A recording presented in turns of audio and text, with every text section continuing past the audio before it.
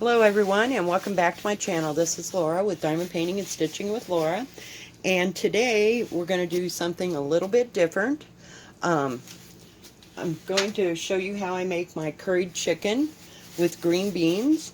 Now this recipe, instead of green beans you can use asparagus if you like, but I use green beans. That's just the way we've always made it. This recipe came from my mother, who got it from a friend back probably in about 1970 something, and we've all been making it ever since because everybody just, once they get it and eat it, they love it. So okay, so what you're going to need is 2 cans, the big size cans of green beans. Now mind you, I'm only going to put this in an 8x8 pan, so I may not use all of them. If you're going to do this in a 13x9, you're going to have a little more green beans and just kind of adjust the recipe. But for today, we're going to have 2 cans of green beans. You're going to need milk for your soup, and 1 can of cream of chicken soup. So if you use a 13x9, then you would use 2 cans. And it might not take it all, it just depends how deep your 13x9 is. And I also took a half a stick of butter, also 13x9. You're going to have more, maybe a stick of butter. And I melted it in the microwave, so I'm just going to set it over here. And you're going to need bread. So I just bought a loaf of bread because I didn't have any bread in the house. So you can use wheat bread, whatever kind of bread you want, whatever suits your taste. I use white for that. Now normally, okay, on this, I would only use, this size is 8x8. I would use 2 chicken breasts if they were, of medium size. Otherwise, on the 13x9, you may need 3 or 4 depending on the size of your chicken breast. But for today, and since it's summer, I'm going to use the Shortcuts by Purdue. Just the regular carved chicken breast. I don't know if it's grilled. It's fully cooked and it's never froze, so I'm going to use that. So the first thing that I want to do is take the melted butter just a little bit and put it in my pan, like so.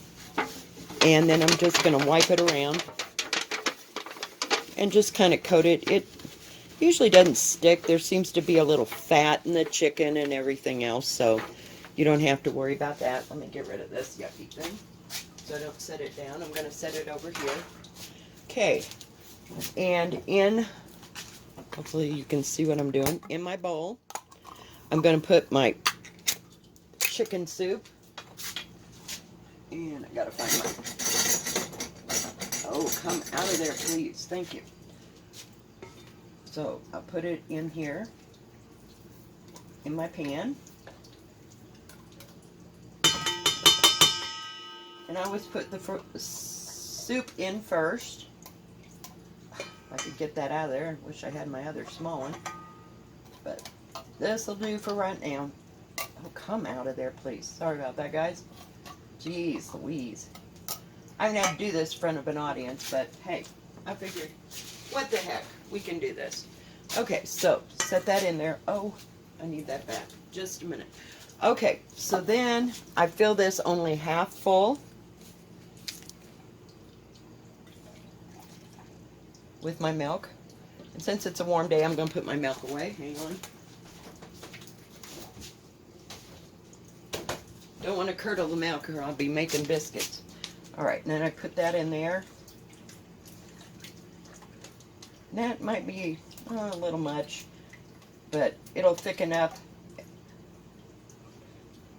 I had to kind of revise this because we usually did make it in a 13x9 because, like I said, everybody loved this stuff. Okay, so you get that in there. Let me get rid of this silly spatula here. And get my whisk. Stir it up. So yeah, it's thick enough. You want it kind of like loose pudding, if you will. Okay, and in there, I give it a couple shakes of garlic. because garlic I use in everything. And a small shake of seasoned salt. And hang on, I gotta find my. Okay, this is not good, guys. We got to have the other stuff. Give me 2 seconds, guys. Okay, sorry about that. And you'll need curry powder. I forgot about that in the ingredients. And I happen to like curry, so I would say a good teaspoon, then stir it up and kind of taste it, you know. And if you want it to have more of a curry taste, then you can do that. It's adaptable, you know, to taste for everybody. And then you stir it up in there.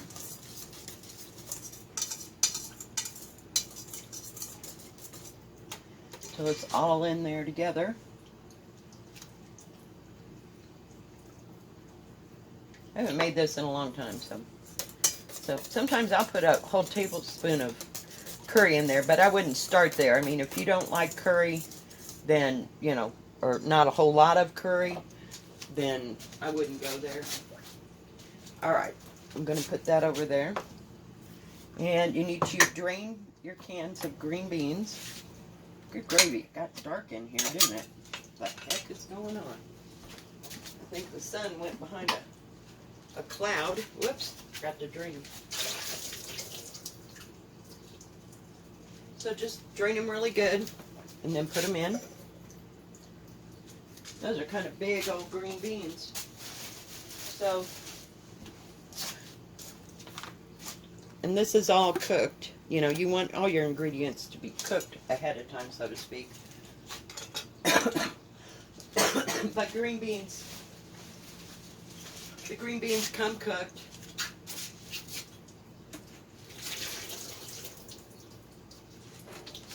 And your chicken, you want it to be cooked as well. Whoops. Drop the lid. Boy, them are huge, gigantuous green beans. What in the world? Oh, you know what? Those are whole. Okay, so we're going to have to adapt here. Just give me a second.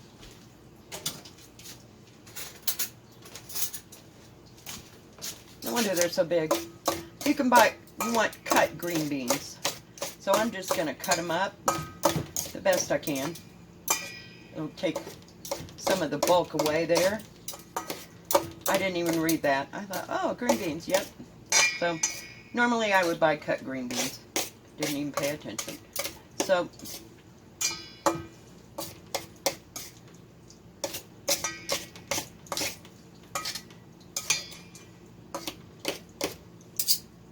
I wish that sun would stop going around and down behind everything, so I kind of stir that up. Let me put that curry away before it gets lost. It's about time to buy some more. I used to eat this stuff like once or twice a month because I just absolutely loved it. Okay, then I'm going to open up my chicken. Maybe. There we go. And I'm going to use this, whoops, this whole bag. But I'm going to cut this chicken into some smaller pieces. You want them about bite-sized piece. And this is really good chicken. It's all cooked and ready. And it made my life a lot easier. So look for it at your grocery store. Sometimes they have it on sale, you know, which is good. Because I've made several things with this. I make chicken and noodles when I'm not in the mood to cook the chicken and drain the broth and get the meat off. Yeah. Okay. Okay. Let's see. All right, so that's all cooked. I'm cooked. That's all cut up. And then we're going to put this in here. Get rid of the pan. The plate. Wash my hands. And get a spoon. And just kind of stir it together. Now, where's my pan?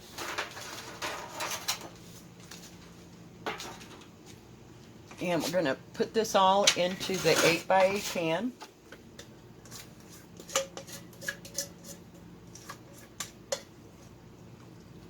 And just kind of flatten it around. So 2 cans was definitely enough of green beans. And you're going to put it, hang on, get rid of that now, get it off my hand.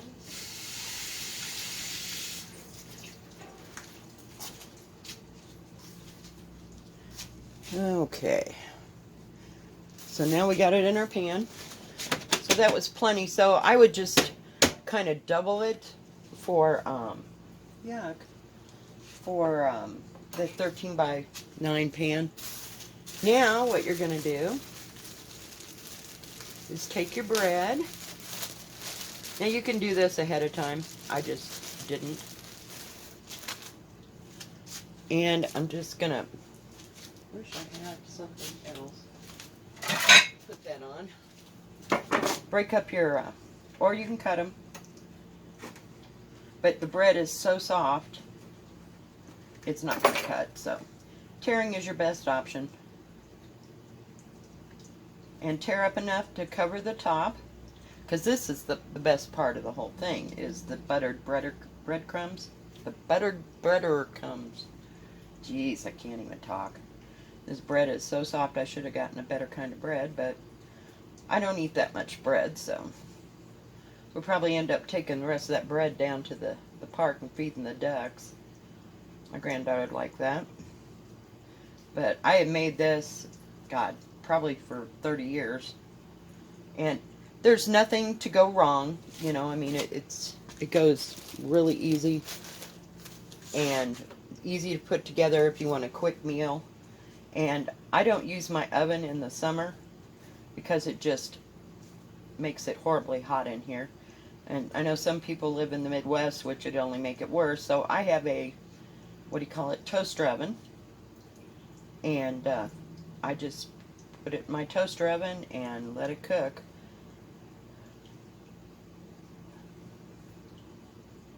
But you want this to have enough breadcrumbs to cover the top, and then you pour the butter on it. I wouldn't dare pour that butter on there before you got it like on top of the stuff, because this bread in particular is really soft and they just turn soggy. So I just kind of drizzle it over the top.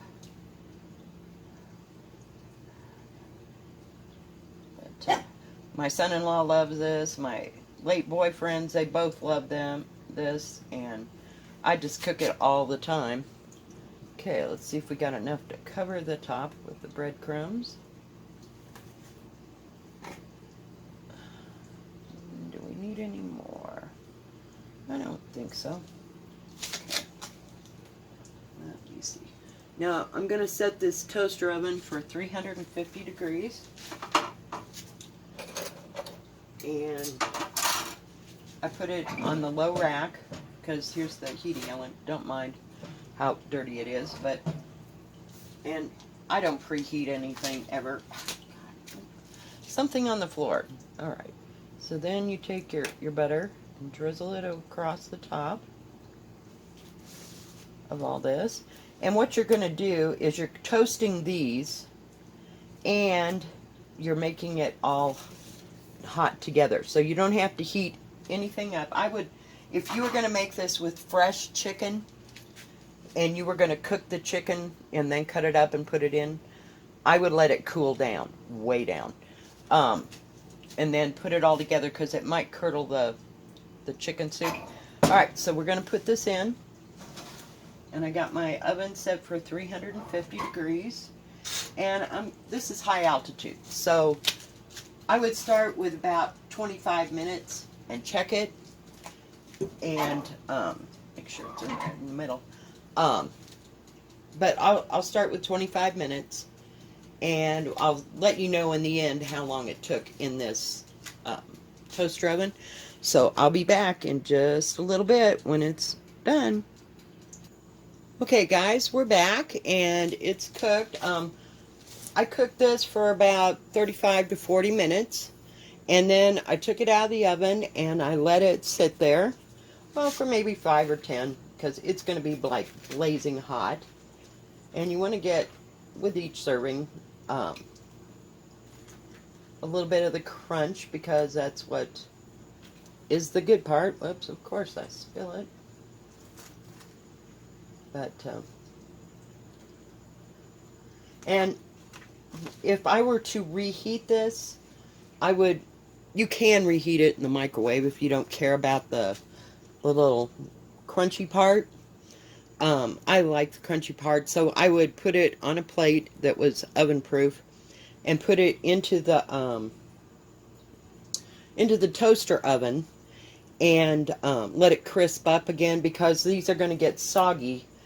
You want to let it completely cool and then, put foil over it or whatever. But no matter what you do, it seems like the crunch kind of goes out of these, so you want to kind of crisp it up a little bit. If you want, you could probably cook it in the microwave for, a minute or two, whatever it took to get it hot, and then put it under the broiler for maybe 2 or 3 minutes to get your breadcrumbs all crispy. So let's have a taste. Still had some big pieces of green bean in there. Now for me, I haven't made this in a while, so I would add a little bit more curry. In fact, before you put the breadcrumbs on, you can sprinkle the top with a little more curry if you want, or just sprinkle it now. I mean, it doesn't really matter. It will pick up the taste, but other than that, it tastes like it normally does, and it's really, really good. So I hope you guys like this recipe. If you like this video, please give it a thumbs up. Don't forget to subscribe, and also hit the bell, and that way you'll know when the next video comes out. Y'all have a great day. God bless. Bye-bye. Happy eating.